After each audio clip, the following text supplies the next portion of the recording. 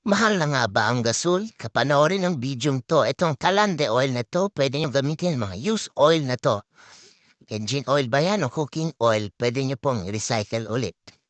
Okay, unbox lang po natin lahat ng mga gamit na 'yan. Meron pong kasamang blower na siya.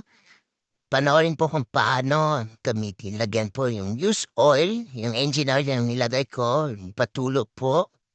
Tapos hintayin hanggang ma-fill in ng oil yung saan po susunugin, 'yan po.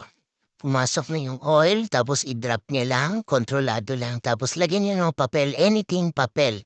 Yun sa akin is egg tray para mas madaling sindihan. Tapos yung blower lagay niyo na po daan tapos isaksak niyo sa kuryente, 'yan po, i-ready na lang po tapos sindihan.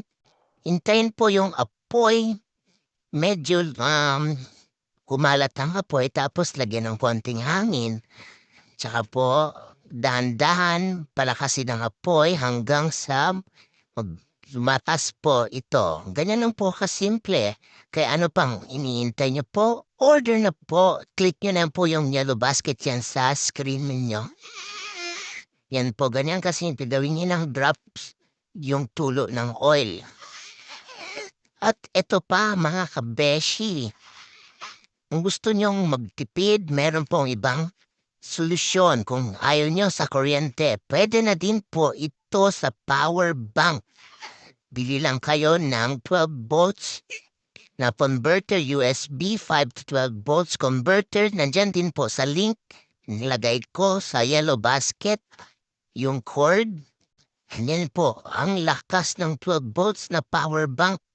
Imagine di ka na magkukuryente, power bank lang gamit mo, naka-blue flame fire ka na.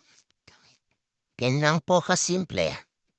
Patayin, tanggalin lang po sa saksak, then kung gusto niyong patayin ng apoy, kuha lang po kayo ng basang prapo. Takpan niyo lang po, huwag niyo po buhusan ng tubig, ganyan lang po. Takpan niyo lang. Hintayin niyo hanggang mapatay yung apoy. Yan, umuusok na po. O, kitams nyo, wala na ang apoy, umuusok na lang siya. Napakatipid po, kaya ano pang hinihintay nyo po? Click the yellow basket. Thank you for watching.